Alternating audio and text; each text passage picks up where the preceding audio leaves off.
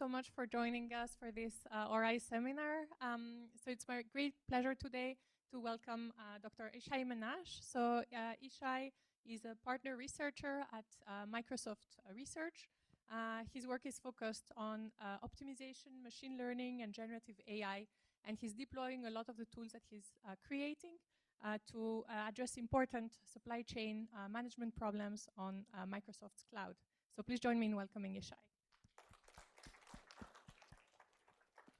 Hi, everyone. Can you hear me well? Yeah, so it's a great pleasure to be here. Thanks for Phoebe and others for inviting me.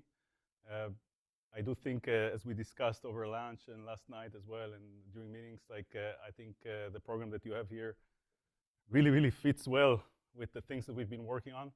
So really excited also not to tell you about what I've been doing, but also hearing about from your own experiences and work, which is definitely very exciting. So thank you. So yeah, the title is a little bit kind of, fancy, I would say, Democratizing Optimization with Gen AI. And as we move along, it will become clear why I chose this title. And we actually have some vision paper with this exactly the same title. So that's one reason, but not the only one. So just a little bit because I guess many of you are not maybe familiar with my group at Microsoft Research. I just want to give an overview a little bit about the group. So these are the group members, and roughly speaking, okay, so our group's name is also machine learning optimization. So again, AI or machine learning and optimization. These are the kind of things that we've been working on in the intersection of these two exciting fields. And in particular, so also a little bit about my team. We have a combination actually of OR experts and more like machine learning experts as well as engineers, because sometimes you need to build stuff, and it's good to have people that actually, I'm not saying OR people cannot build things, but some engineers that more like on the software engineering part really strong. So that's the team. And traditionally, we've been focusing on the project. It's like, oh, here you can see some sort of a layer that you see in the, let's say, AI world. It's like very common that you have some infrastructure, meaning it's like kind of the cloud layer. On top of that, there are models that are being deployed, and there is some kind of way to kind of control these models, orchestrate across different models and different agents, so to speak. And then there are applications that use this kind of platform. And my team has been, our bread and butter over the years has actually been on the infrastructure side. And in particular, we were working quite extensively on the cloud resource management. So, Microsoft is this company that you may have heard of. They have a cloud that is called Azure. And there are many interesting optimization problems within the Azure systems that relate to sort of, at the nutshell, the idea is that we want to make this cloud utilize the resources, CPU, memory, network resources more efficiently. And by that, if we can utilize resources more efficiently, we obviously save money because we don't have to over-provision and buy more hardware, right? So that's pretty clear.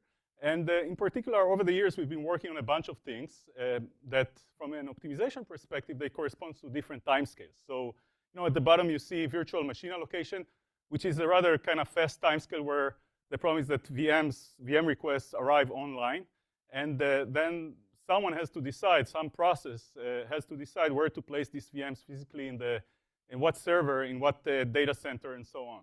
So this is like an online bin pack. It turns to be like an online bin packing problem, and the decisions have to be made in milliseconds. So this is a very fast time scale, and where you cannot, for example, start formulator and mixed integer program for every VM request that shows up, right? So there's like a bunch of different techniques, and one thing that I want you as a takeaway here from this talk is that it's not like one technique that applies to all the problems. It's kind of having a good mix of online algorithms, of classic optimization, MIP, and all that, machine learning.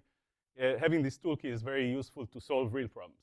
Okay, but going further, like we've been working on problems at a slower time scale that I would say more like classic optimization problems from an operation research perspective, and in particular, the server fulfillment problem, which I will focus on later on today, which is the problem is that you have servers that sit in the warehouses, and then based on customer demand, you have to decide where to place them in the data centers themselves. So from warehouse to data center, so-called the fulfillment problem. Then once they arrive, the servers arrive at the data center, there's a new set of problems which has to do how do you exactly place them in the data centers themselves, where we have to account for all sorts of power considerations, power architectures, power fragmentation, and other resources like cooling and all that. So different kinds of problems, and from a Microsoft organization perspective, actually, throughout this journey, we had to work with different product teams that own this kind of system. So it's another interesting kind of thing of our work that we work across different product teams in Microsoft itself. The second project is, obviously, as the name suggests, we call it OptiGuide internally, and it's definitely, you know, a newer kind of project. Why? Because GenAI didn't really exist up until, what is it, like 2.5 years ago or so? Yeah, I mean, the world of deep learning, obviously, there was a lot of research, but these disruptions with LLMs got us to sort of work on OptiGuide roughly 2.5 years ago. And the goal is essentially bringing together GenAI and optimization, or democratized optimization, making it more accessible to end user through this GenAI magic. So that would be the focus of my talk today, but obviously the two projects are related to each other. Not obviously, but it turns out to be the case. So, you know, I'll start off with, again, as I mentioned, I'm gonna talk a little bit about the fulfillment problem, which got us started also with OptiGuide. And now it's only, let's discuss only the optimization. Let's focus a little bit on the optimization, right? So a little bit, I won't be too formal today, just gonna give you a glimpse into the problem setting. So this is what we call the execution stage in the cloud supply chain. And in particular, so there is other aspects of you know, sourcing, procurement. I won't get into that. Decommissioning. So the cloud supply chain has different steps, but this is like a stage that's very critical. It's called the execution stage. And the starting point is that we have customer demand as input. What is customer demand here is like more like internal demand. So certain teams in Microsoft have they have some projections of usage in the future, and they say, okay, we're gonna need, you know, 20 racks for Azure in a certain region. So that product teams could be, let's say, Teams, could be you know, Dynamics 365, Office, and other Microsoft teams that request, they know that they need some kind of hardware in order to satisfy future demand.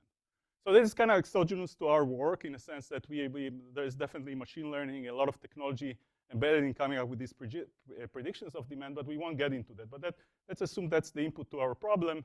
And then within the execution step, or warehouse to live, we have to make all sorts of decisions.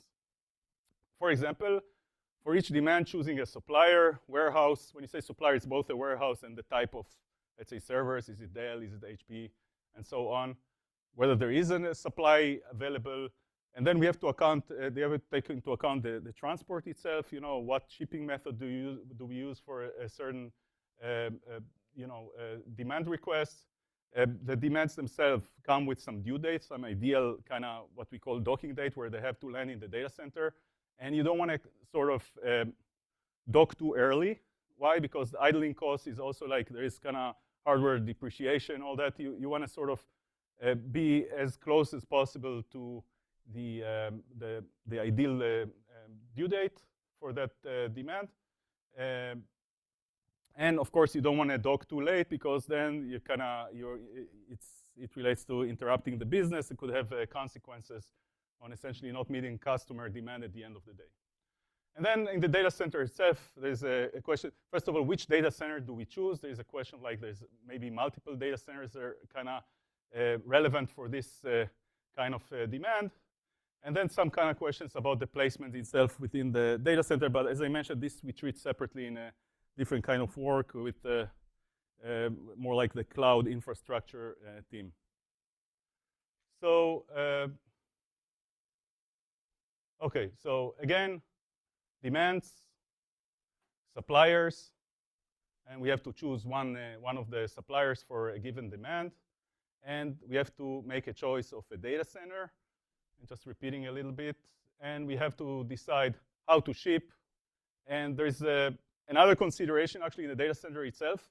You cannot land 1 million racks of servers at the same time in the data center. It's not like someone has to receive. There's some notion of throughput in the data center itself, throughput constraints in the data center itself.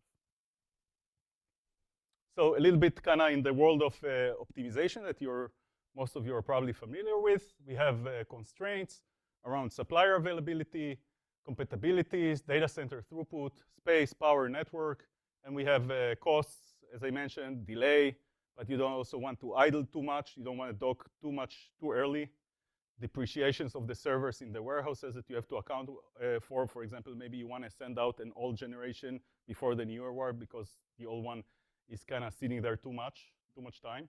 And of course, the shipping considerations, different shipping, different costs for the shipping, air versus land, and and all that. A little bit about our optimization approach. Again, I won't go into formulations and all that, but and some of the sort of challenges that we have to deal along the way. One challenge with this kind of problems is uncertainty, and then this will kind of reflect in most of the real problems that we solve. So even if we treat it as like deterministic problems, it turns out that it's not like, you're doing something and it will affect the future, right? You're making some decision now, and it's a very common thing that we see in our problems. And it will, maybe you made some suboptimal choice. It looked really great, but the next day, for example, there is another demand that can only use a certain data center, and you decide to dock on exactly that data center. So uncertainty, and the other one is, the conditions may change. So some of the constraints may change, may evolve over time. So if you have like a very fixed, like let's say combinatorial algorithm, you have to make sure that whatever you implement as an algorithm is extensible and it can be configured and adjusted based on business needs. And of course, the scale. We are dealing like with the Azure scale, like, many data centers, and you have to, the scale is huge. So this type of problems can easily end up with being like millions of variables and millions of constraints. So huge optimization problem. And the way we sort of handle that, so in reality, when we write papers, sometimes we look for like a very kind of appealing, theoretically appealing kind of solution. But here you've got to make things work. So you got to work with like the simplest possible approach that you can think of. And then maybe you can write papers like look into the future and all that. But essentially, the way that we decided to go about like this optimization, we kind of took a very simple approach in which we said like, we're actually going to be optimizing myopically, in a sense, like we're going to get like a state, right, of the current state of the system. We optimize based on what we know. But there is a little twist here that makes things nicer, in the sense that what we call, it's not a new thing, but it's a kind of a rolling horizon approach, where you optimize, let's say you optimize now, and you have a chance to optimize, let's say, in the next hour. And when you optimize, so let's say I optimize every hour. So when I optimize currently, some of the decisions will be binding, in the sense that some of the decisions I cannot change. But the majority of the decisions I can change later on in a future in the future time epoch. So I can actually adjust my decisions, but still I want to optimize for the entire time horizon, because then I make more like thoughtful and more rigorous decisions about also all these trade-offs that I mentioned, not making very, very myopic decisions based on what I have right now, account for the future, but with the understanding that I can adjust some of the decisions, especially when I go far into the horizon. So that's kind of the rolling horizon approach and re-optimization. Luckily, we were kind of able to formulate everything as a very large mixed integer program, which actually took some effort, because essentially when you start hearing the needs of product teams, not everything translates into linear, the world is not linear, but if you try really hard, sometimes you can linearize some of the constraints. So that's what we've done. And so that was our framework that we used, which is, again, has this advantage of being able to rather flexible thing that one can introduce new constraints and all that. And so that was our framework. Like you see an example. Another thing that works really well for engineering groups is that they can see a direct translation between code. It's like a recipe. You can have like a constraint, and you actually can see it like clearly in the code. So that's one nice thing of working with mixed integer programming. And for the scale, we had to do a bunch of optimization tricks. So those of you who take integer programming classes, all sorts of tightening constraints, approximation, of course, bundling, and all these kind of things that help with scale. I won't go into too many details. So, and by the way, we started working on this project as like around, I would say 2018 or something like 19 maybe, before COVID, before Gen AI and all that. And the first thing that we did was, work to deploy the solution in production. It was a sort of a gradual kind of process where we started off with a smaller kind of support. We didn't have like full coverage, and with the years we extended the coverage to capture more types of hardware. And the scale is huge. And the thing that was nice that I didn't mention actually before we started working with the product team, these decisions about fulfillment, which racks of servers, which hardware to use, and where to dock, were obtained manually. In fact, like with spreadsheets and like manual processes, of course, tedious and doesn't scale. As Azure becomes larger and larger. So, and the net outcome is that we get actually with this automation, you can imagine that the cycle time, which is the time that it takes from the the arrival of the demand request until we dock in a data center, has reduced substantially. Substantial reduction in cycle time. Why is that important? It's important because if you don't have this capability to react rather quickly, then you have to anticipate. You have to actually, you don't know what will happen, and you know that it'll take you a lot of time to deploy service in the data center. When it takes too long, what do? You buffer. What does it mean? You actually deploy in anticipation of something, but you may deploy, and actually not use things, and that becomes money, and essentially you're throwing away money, right? So it's called hot buffer. So when you have a lot of uncertainty and you don't have automation, you'll end up over-provisioning and kind of deploying in anticipation of something that may happen but might not happen. So automation leads to, not only because we have an optimization that does things optimally, but also the automation on its own saves money because the cycle times are reduced substantially, right? So the cost savings, we're talking about tens to hundreds of millions of dollars savings per year. All right, so that's a little bit about the optimization, but I guess, so how did we get to sort of, now it's kind of transition more towards the world of Gen AI. And, we deployed this optimization, everything was nice, but still we observed that there is one issue. One big issue is around the explainability, what we call explainability. And in particular, the folks, the professionals that are using this optimization technology, the customers of this optimization technology are business operators or planners that are not experts, as most of you, in optimization, but they're rather like, they have to operate, they have to kind of oversee that the fulfillment plan is satisfied and all that. But they still may have certain questions about the outcomes. So they see a plan, but they may have questions. And some questions are what we call what-if questions. So they, for example, they can ask, what happens if we use a different supplier Y for a certain demand? Or what happens if we, why is a certain demand not fulfilled? What's the reason? And, or, what happens if we shut down this warehouse for the next month? What are the consequences in terms of our ability to fulfill demands and all that? Or if I choose a different supplier, I don't only want a qualitative answer, I just want a quantitative answer, right? It's like I want to see what are the implications on the cost itself, right? So, and this is not easy. Why it's not easy? I guess all of you understand that when, yes, you can do things in a very hacky way, but if you are interested in quality and in optimizing your outcomes, this kind of very naive, I wouldn't say naive, but I would say simplistic questions, like, for example, why is demand 1 using supplier A and not supplier B? All right, so maybe if you want to do it manually, is an illustration why it's complicated. So I want to choose, instead of supplier A, I'm going to choose supplier B, right? But then supplier B was used for another demand, right? And this demand now has to use supplier C. But supplier C was used for demand 3, right? And not only that, so with demand 2, let's say I managed to kind of fix the matching of suppliers to demand. But then there is an issue of remember this throughput and the capacity in the data center itself. So I'm saying like, okay, now I'm going to use demand 2, but demand 2 is further out, so I need to deploy it. I can only deploy it further in my time horizon. But then the issue is that maybe now I have a clash in terms of throughput because someone else, like there's too much kind of server capacity that needs to dock on this particular new date. So you can say, okay, let's move it from data center 1 to data center 2, right? This new let's move demand 4 that was docking at the same time. Let's move it to data center 2. Okay, you get the point, right? I have limited time, so you can keep going.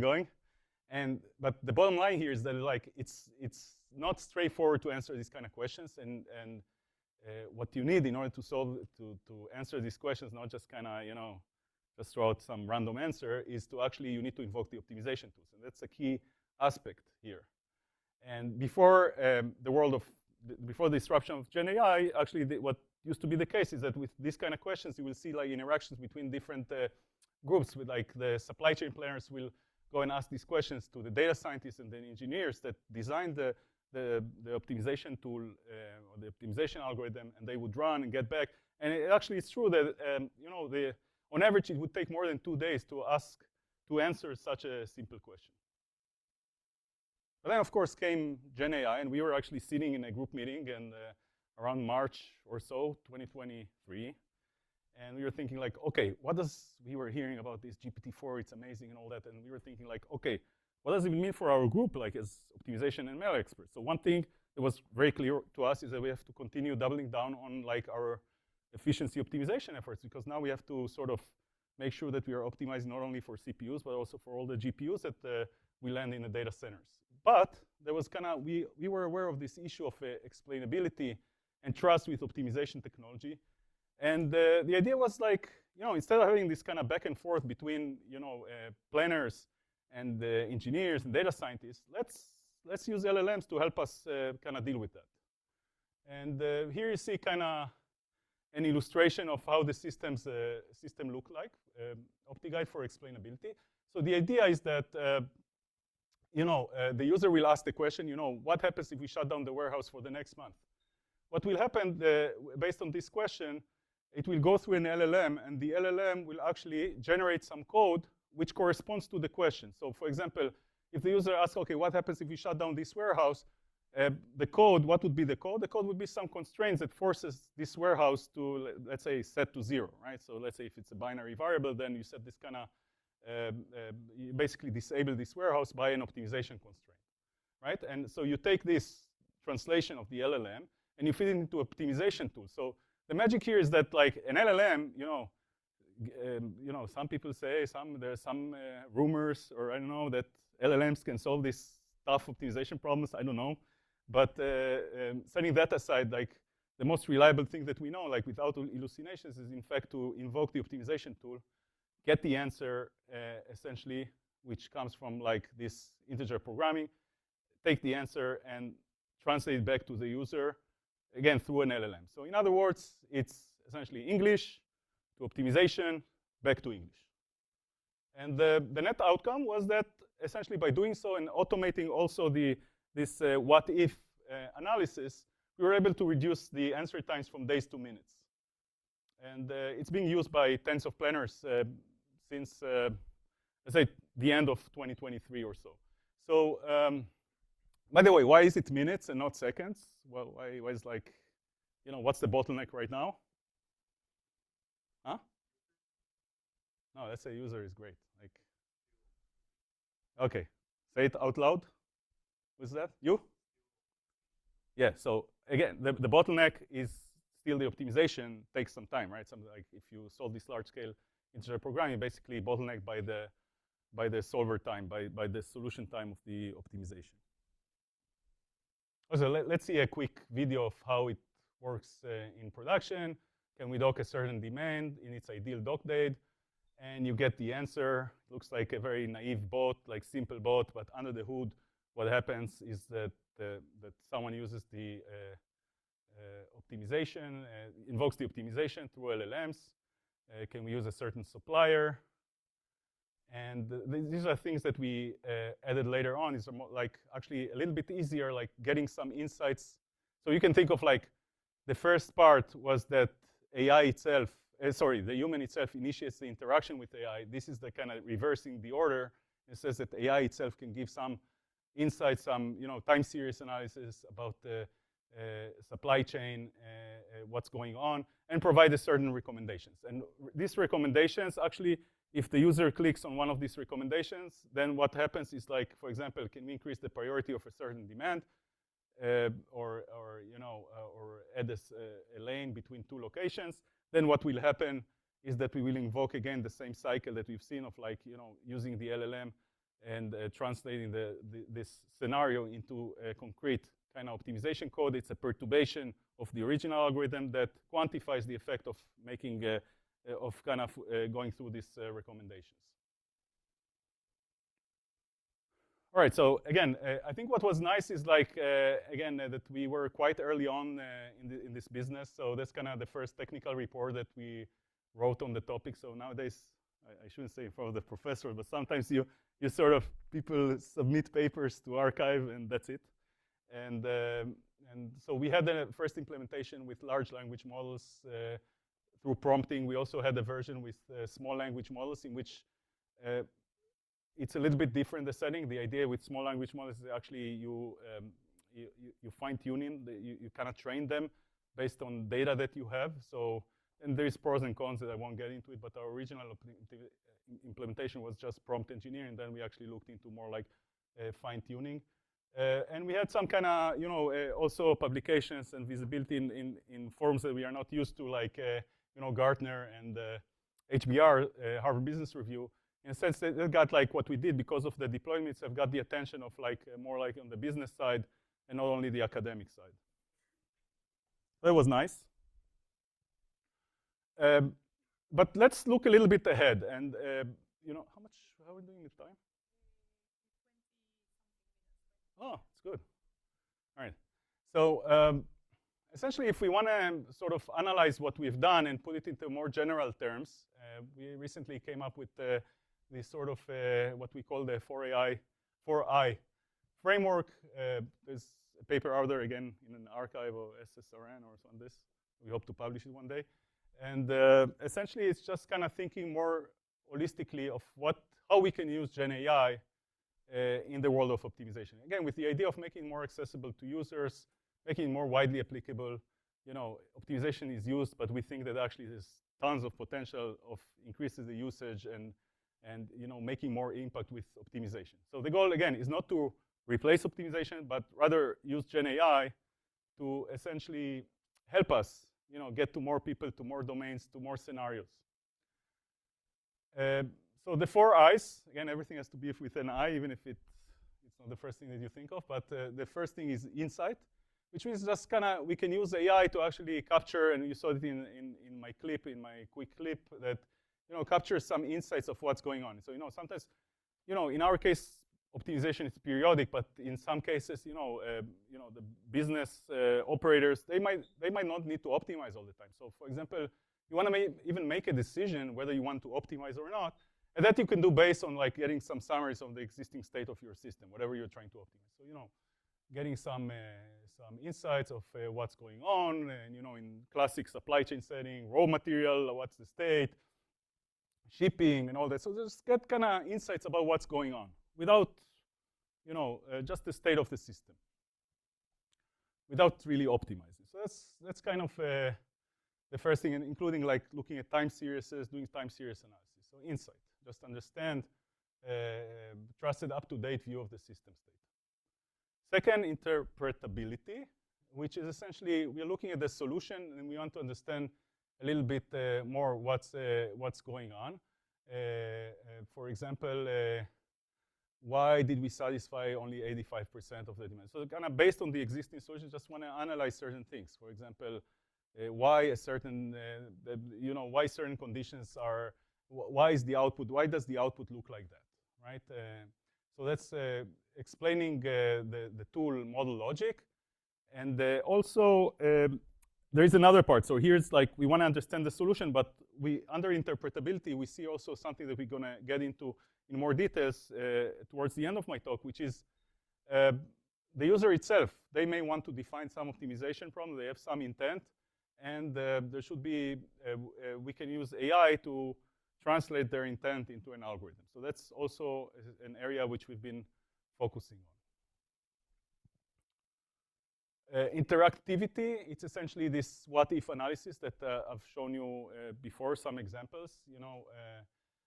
Is sort of interacting with optimization tools, and sometimes you want to quickly be able to check different scenarios, right? And that oftentimes, I think it will replace some. So when you have uncertainty and all that, what you can do is, okay, I'm modeling something, but I'm going to run very, very quick what-ifs, right? And check other options to deviate from what the current algorithm is telling me. Another option is a little bit more involved, and many times there's not like a way to do it in practice. It's through stochastic optimization or robust optimization. I'm not saying we have to replace them, but in some settings, it's actually much easier to explore very quickly what-if scenarios and with different conditions.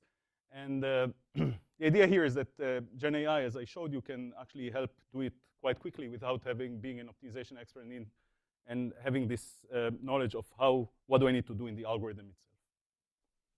Lastly, improvisation. I told you it has to be an I, even if it, I don't know. But improvisation here, what does it mean? In a sense, more like think of dynamic conditions. Like, we have like this evolving conditions in our supply chain. Let's say now the weather, there's a storm in LA, unlikely. But, and some of the, let's say, the airport, I hope not tonight, but there's some issues with the airport, and you have to think of other alternatives. So essentially having this kind of constant way of optimizing on the fly based on evolving conditions, more like a dynamic story here.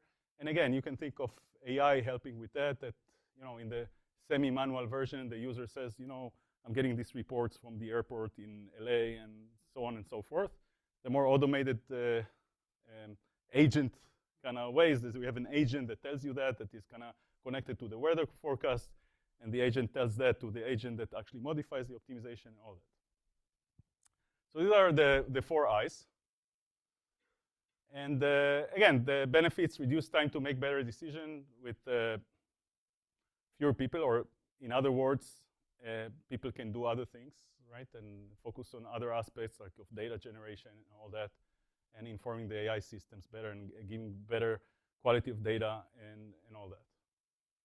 Another way to view the same thing is actually a similar kind of thing. Is like internally we thought about our project OptiGuide and its vision, and the idea is to have use AI for what we call end-to-end decision intelligence. What does it mean? We have the human that they may have some optimization problem that they have to solve. Maybe they know optimization, maybe they don't. So if they don't, they can sort of express their problem in natural language and work through algorithm design. The algorithm, the output will be an algorithm that will sit in the optimization as an optimization tool with its own data.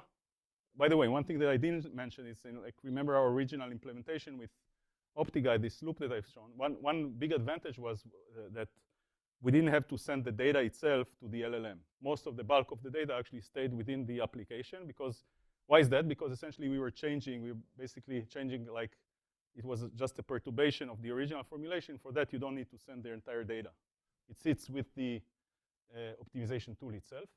And again, so there's a way to design an algorithm and update an algorithm. And on the left-hand side, you see this what-if kind of insights and recommendations that are, again, bi-directional in the sense that either the AI initiates these insights or the user asks all sorts of questions and gets some insights and recommendations in return.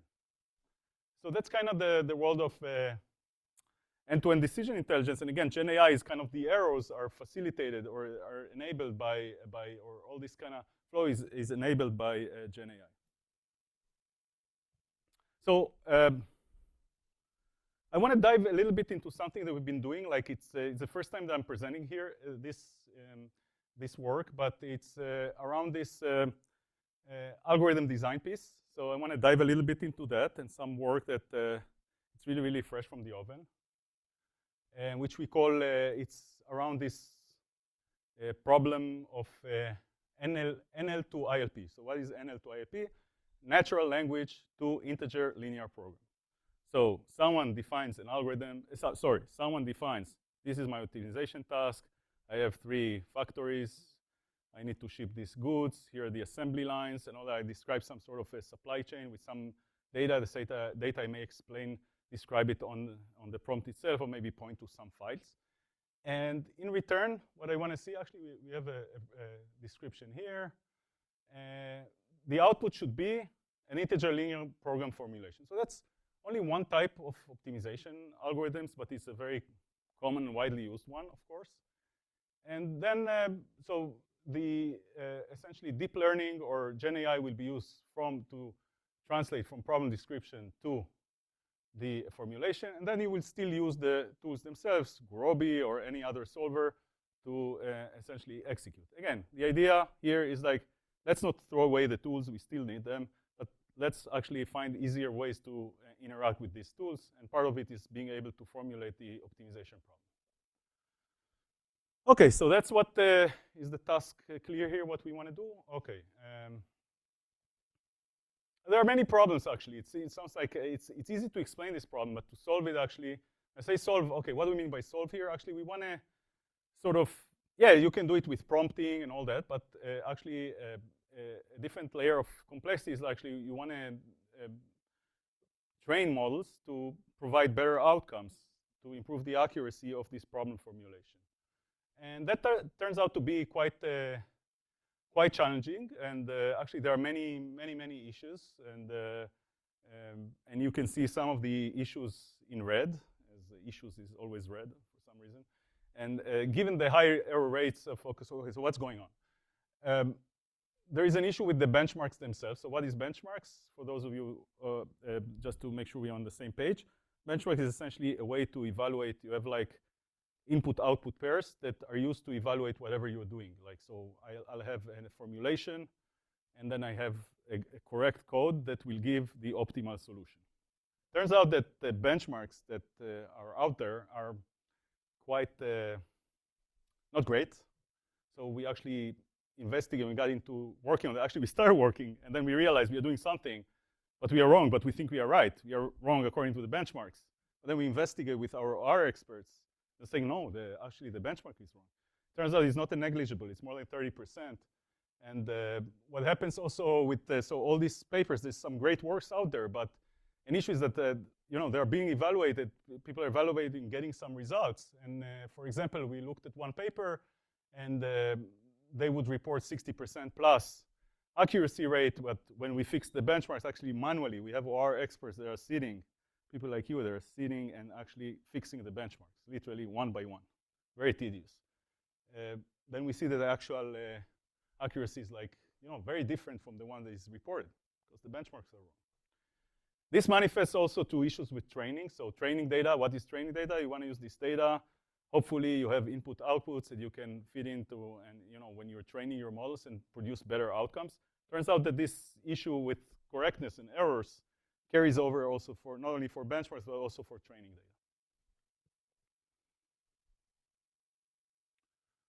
Okay, so what did we do? Actually, again, it's this advantage of having OR experts sitting together with ML experts, right? So that's one thing that you guys have here in this group. And the observation that we made is like when we did some cleaning and all that, but still, so you can, in essence, what you can do, you can use the cleaning. Typically, the benchmarks is not a lot of problem instances. So it's like kind of in the order of hundreds. But training, of course, intuitively, you need a lot more data in order to affect your models, like to do something, like to kind of move the needles with the models. So you cannot just go one by one. So here's kind of what we did. So we observed that the errors that we saw in the training data, so we take a small portion of the training data, we actually analyze the errors through some automation, but also with experts' advice. And the idea is that there are kind of common mistakes that appear in the training data. So for example, if you have a TSP, so again, there is one way to formulate the TSPs, is, I guess, some of you know, you need some sort of MTZ subtour elimination constraints, but you don't apply these constraints to all the nodes. There's one node for which you don't need this constraint. Like you pick one node 0 typically, or node 1, and for that node, you don't apply this constraint that appears here. But it turns out that a common mistake is that this constraint applies, is kind of used for that node as well, and then you get an error. So what we did actually is kind of look at the common mistakes and add hints. So you see the hint in red. So we are saying explicitly in the sort of in the prompt here for fixing training data, we are saying, like, actually for all I not equal to j, apply this constraint, but again exclude this this one node that if you don't exclude, you're going to get a wrong formulation. And here you see the response that comes from the LLM itself. So actually, we have a proof that we actually can go into the logs and see how the output looks like.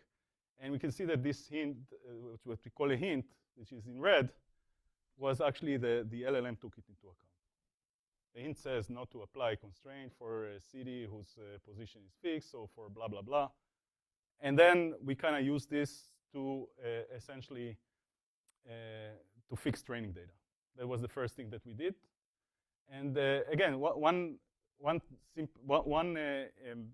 innovation here was that we get a problem. We actually don't know what problem it is. We have to first, one principle here is to actually first classify the problem. So look at the problem and classify it to, finite set of optimization problems, TSP, it could be facility location, whatever, like classic problems. So each problem has to be first classified through LLM. So we use LLMs to classify the problem, and then we apply the hints to fix the training.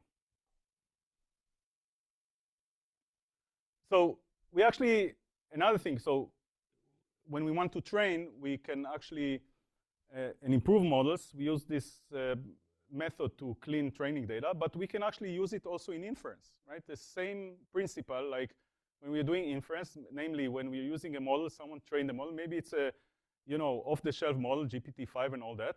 Actually, we realize that if we add these hints as part of the prompt, right, we actually can improve the accuracy again. So the use of this error analysis and hint generation is twofold, both for training data cleaning in case you want to train your own model, and also in inference, right?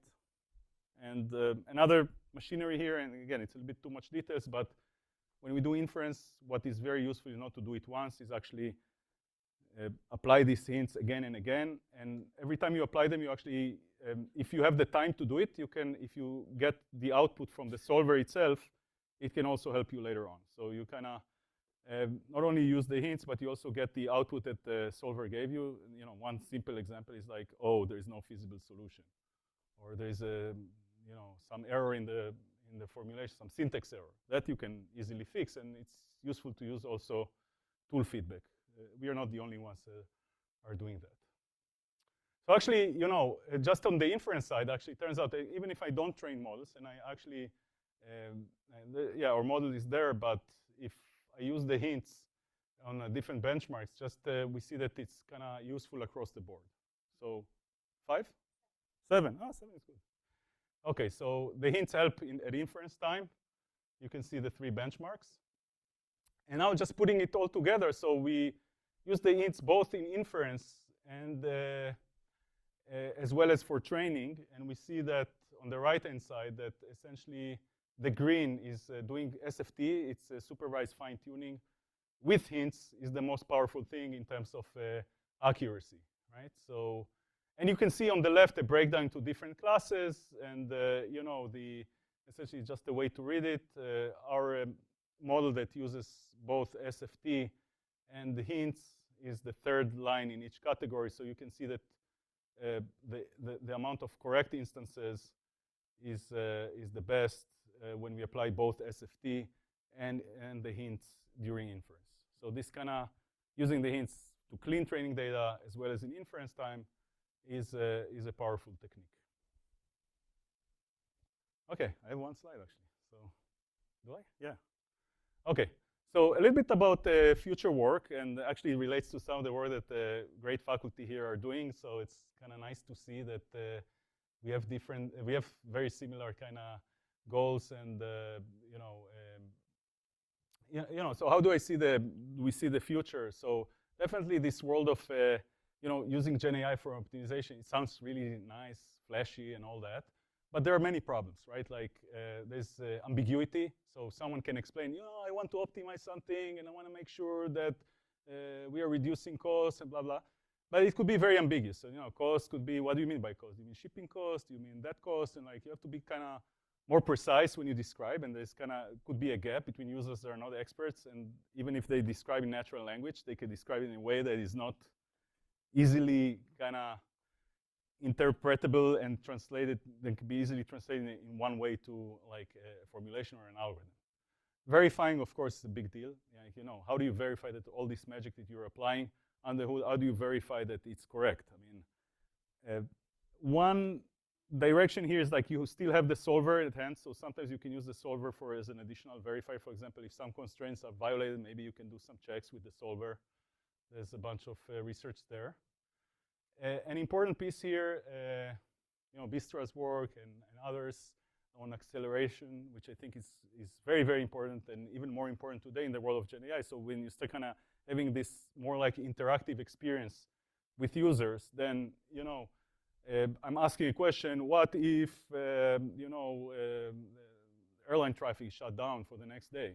I'm not going to wait like for 2 hours and I can wait for an answer, right? Like, so it's like I'm expecting more. There's some expectation that we'll get the outcome much faster. So all these methods for ML for optimization, and actually another direction is very interesting is using hardware accelerators for optimization. GPU, definitely there's some work from NVIDIA, but others, Groby also, and many others are looking to GPU-based acceleration. On the ML for optimization, one thing we've done, again, we have an iClar paper, is like, actually we used LLMs in a different way that I described. We used LLMs to generate more. We were interested more in acceleration as part of this paper. And we used, and again, we had an issue with data, and we used actually LLMs to create more instances. And in particular, there's classic tasks in optimization, facility location, TSP, generalized assignment, all that. We actually perturbated the original classes, and we created a lot more classes with LLMs. And that was kind of creating a richer, more diverse data, helped us solve this integer programming related task. For example, branching techniques, advising like that's exactly I guess that's very aligned with some of your work. And just use LLMs as a tool for generating richer and more diverse data. Finally, on the application side, okay, by the way, we actually played a little bit with the NVIDIA team, and we had like a joint demo in one of their latest conference, GTC, like OptiGuide with their optimization toolkit, QOpt. So we have we are actually talking to this team. On the application side, we see opportunities in bringing together different functionalities that were really treated separately.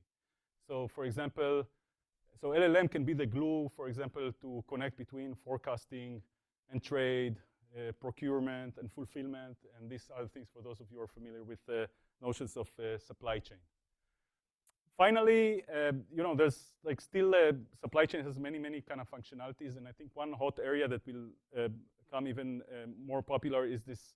Okay, now you're treating like as you have a task, static optimization you're solving, but optimization, as I mentioned, also in our setting, is oftentimes online, and oftentimes if it's a multi-agent kind of optimization, distributed optimization in many settings. So how do LLMs play in this world of like more complicated, more realistic optimization scenarios? I think it'd be interesting to see. Okay, that's all I have for today. Thank you.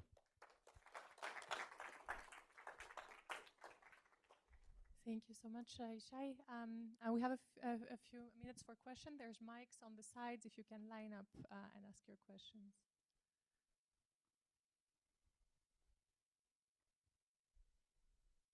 Very, very nice talk, Ishai. Thank you. Inspirational. Thanks. Pleasure. Very exciting. Thank you.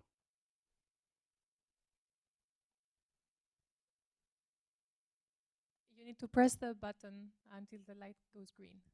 Hello, is this? Yeah. Thank you for your presentation. I think the bidirectional relationship you were talking about between the human and the optimization model was really interesting. with the LLM layer, of course, in the middle. Perhaps the way we go from human to optimization model is a bit more straightforward, but I was very interested in the feature that you went back. So the LLM model was suggesting ideas to improve the overall optimization. What do you feed the LLM model for it to understand what potential improvements would be? Because I imagine its changes on the constraint probably, but that's an idea very powerful for a business to understand what they can change to improve overall results. But the LLM can't probably explore every possible input there. That's a wonderful question. I see you listened very carefully to the talk. So I think that, initially you want to do it in a very simplistic way through some rules. Like, for example, you see that you're, let's say, in a particular region, you're really struggling, let's say in the cloud setting. So you may have a rule, okay, I'm struggling here, maybe I need more, let's say, to invest more in transportation or whatever, or add a lane, a transit lane, and all that. So it could be based on some rules and thresholds that are obtained through some time series analysis. But you can think about it more, holistically and say, like, actually to come up with these recommendations, maybe you need the supporting systems or supporting optimizers that look at the system as a whole and provide recommendations. So, for example, just to give you an analogy from network routing, you do routing all the time, right? You do routing at a fast time scale. But when do you do capacity management? What is capacity management? You decide when to buy capacity and like to add a lane somewhere, some link somewhere. That you do it in a slower time scale after you analyze sort of the situation through not just one shot, kind of you take a lot of, let's say, instances of the optimization and you infer some. That could be maybe LLM can help there. Maybe it could be auxiliary optimizers that look at a slower time scale and come up with rules. So I see it, but again, it's something that is, I think, all new, and I think it could be an interesting, sub area on its own. Thank you.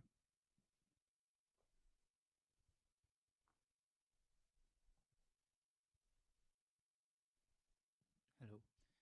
So my question is, firstly, going from the natural language to the integer linear programming formulation, were there any cases where the LLM hallucinated some data or some instructions? If there were some such cases, how did you handle that? And secondly, I imagine that there could be a lot of different supply chain problems, a lot of different kind of optimization problems. Do different problems require different linear programming formulations?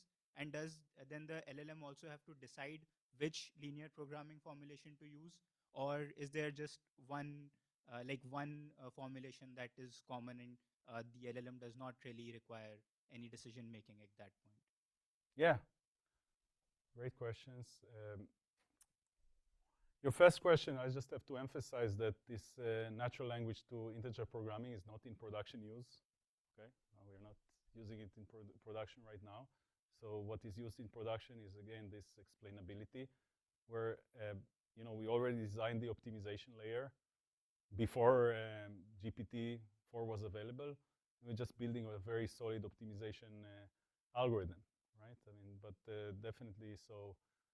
So what do we do if there is an error? We just report that it's an error right now. It's more like, I would say, academic. It's a paper, but I would say at large, these are open questions. What do you do?